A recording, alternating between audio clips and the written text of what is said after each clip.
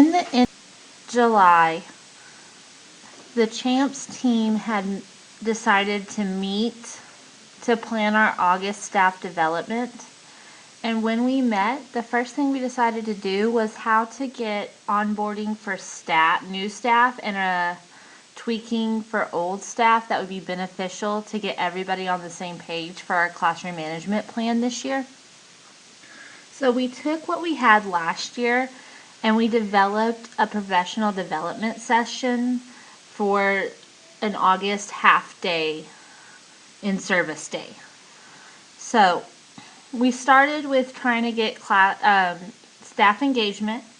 So we started with this picture right here and asked everyone to share and how they were feeling, and we got to kind of open up with each other, because being new on a campus with multiple different levels of teachers can be intimidating, and this just opened the door to get us all settled. Then we wanted to give an example of what a Champs poster might look like. So we asked them, of course, to have no conversation, side conversations while we're having this, that to raise their hand for questions, take notes, actively listen. The movement stays seated, but take care of any personal needs, because, we're all adults and we're not going to enforce that. And then participation is just working with your team. We wanted to give them an overview and to say that the goal of behavior management is really to increase student motivation, to increase academic learning. So then we went into the levels of support needed in the classroom, and we talked about how at Mesa Verde that there are teachers who like low levels of support, but especially in elementary school, though, we really need to start at high levels. And especially at the beginning of the year with students just coming back and us being their teacher for the first time this year, we need to really be on top of them and making sure our structures are in place. So then we did the classroom needs support, and these were the teachers' needs.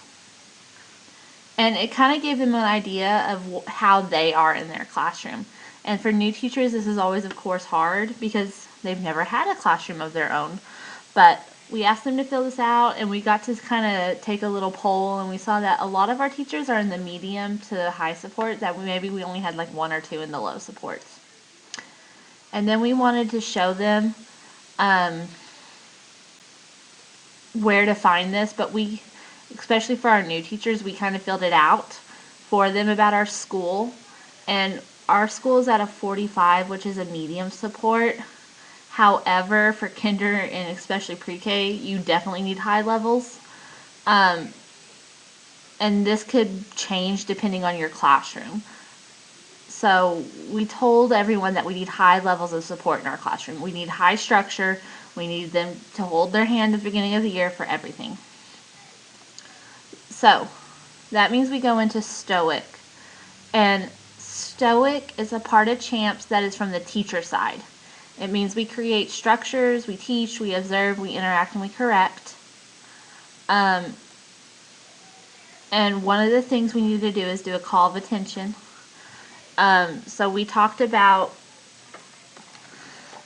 we looked at our page 75, and we looked at page 54 to show them what type of structures they might need in their classroom to help us to be successful. But we talked about an attention signal, and we talked about, we wanted to give new teachers especially our outside call to attention signals, because when they're playing at recess, they have to know this. We have to teach this the first day in case of emergencies. 1 whistle means to drop down, 2 whistles mean line up. When they drop down, there's silence so they can hear things. The other one Mesa Verde does, especially in the cafeteria, is you raise hand and you say attention please, and you wait until 100% compliance. We don't move on until we have every student. So those are our school-wide ones. So, and then we talked about how we summarized how this one, you should really have a good signal that has both verbal and a visual, and it can be given from any location. It takes more than 5 seconds to gain all the students' attention, and that's the goal, is to get it to 5 seconds or less. And I gave the example of, in 3rd grade, we raise our hand and we say 5, 4, and they're supposed to raise their hand, freeze, and look at us.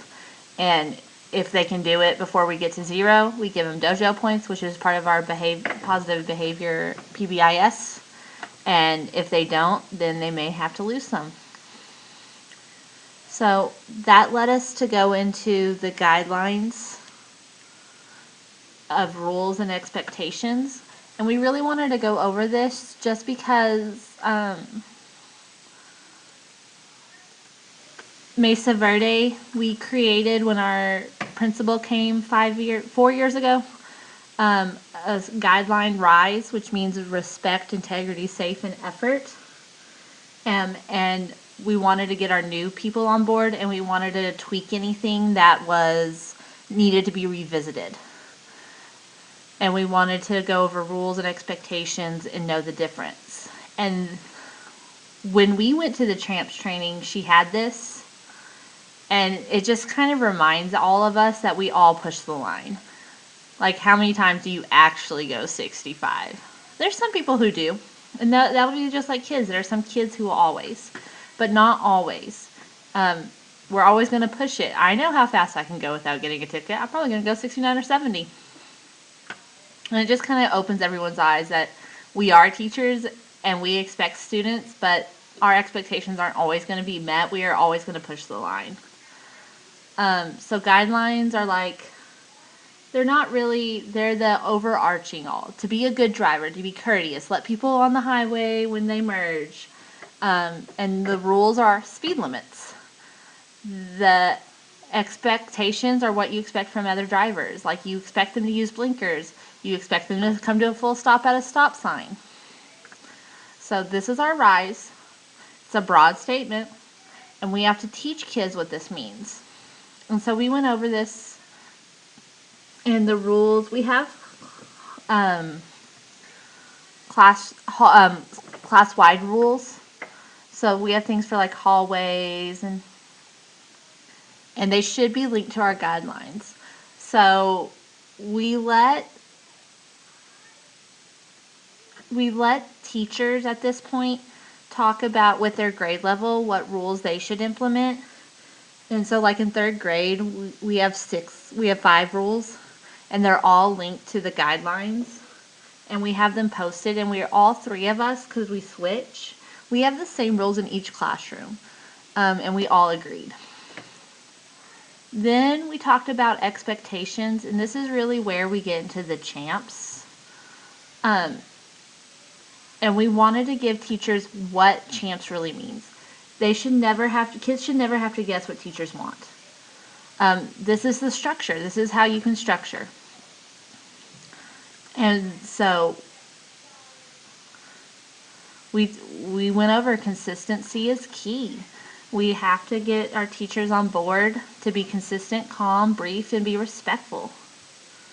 And it has to be the same every single day. So we kind of went over what the overarching goal of champs is. Then we definitely went over what each one of these means. Conversation. And we talked about how at Mesa Verde, every student knows what our voice levels are. We have 0, which is silent, 1 is whisper, 2 is table talk, 3 is a presenter voice. And so we talked about, for every activity, we should tell them what level we expect them to be at. And then we went over what help is. We talked about, how do students ask for help? How do they get your attention? What if they have to wait for help? What should they do while they wait? And to make sure you're not contradicting other expectations, which is a hard one I think teachers fall into. So we gave the example of, are they allowed to talk to each other? If your conversation is at a level 0, but they're allowed to ask their table for help, It kind of contradicts each other. So maybe they can't ask for help, or if they want to ask for help, they can only talk to you. Or maybe the voice level should be a level 1. And movements is, can students get out of their seats during an activity? For what? And do they need permission? These are all just good things to think about when you're creating your expectations. Participation, what do they do? Success.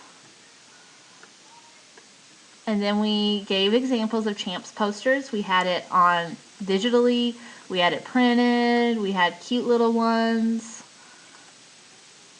So, and we talked about, like, the more time we put in now, the better it will be later. It saves time later.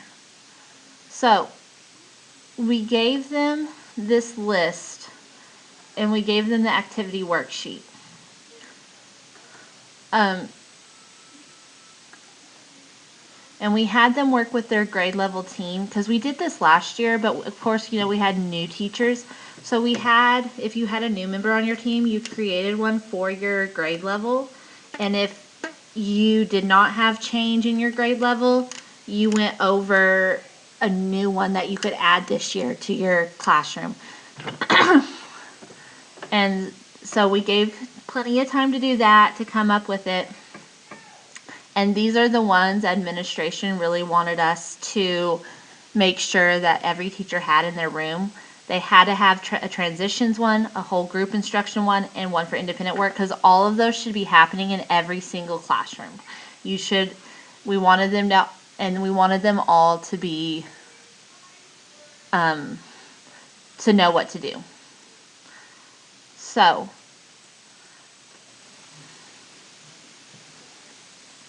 after we finished putting this together, we decided, we went here and we talked about, well, last year we didn't do a great job of continuing training in Champs. So we really used this page about, like, we talked about the guidelines, we talked about rules. We're not really going to do physical space. We did the attention signal. So we really started at this 5, 6, 7, and 8 area that we didn't get to in the presentation because we only had half a day. And we looked at, what do teachers really need to focus on, especially our new teachers, and especially where we saw our office referrals from last year. So we made an agenda, and on Mondays we always have a staff meeting, and so we asked if we could take those staff meetings and use them as mini professional development sessions to continue our Champs work. So the first thing we thought we should do is design effective and beginning, ending, and routines, because, and this was going to start and take place the second week of school, because then teachers, especially new teachers, even old teachers, you finally get to know your kiddos. And so we thought this would be very helpful to help make those times very effective. And then we went into managing commons transitions, and we assigned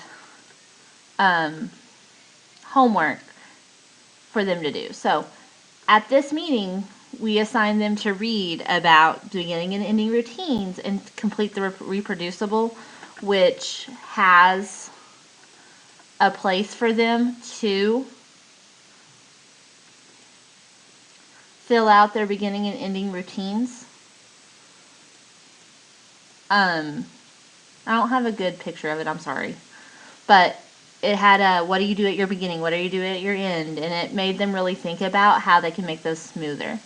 So after that staff meeting, we were going to talk about managing common transitions and complete task 8, which is part of this book as well. Oh, here are all the Champs. I was looking for task 8.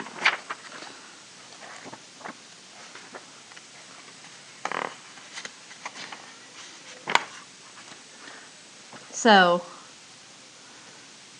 and it just gives you good examples and how to do it and what you need to do. Then we went into family contact, because now we're after this one, because of course we had Labor Day all in here, and we have the 2 professional development days where we really focus on having parent meetings. So we wanted to go over that, and then we wanted to talk about the CHAMPS versus daily reality rating scale.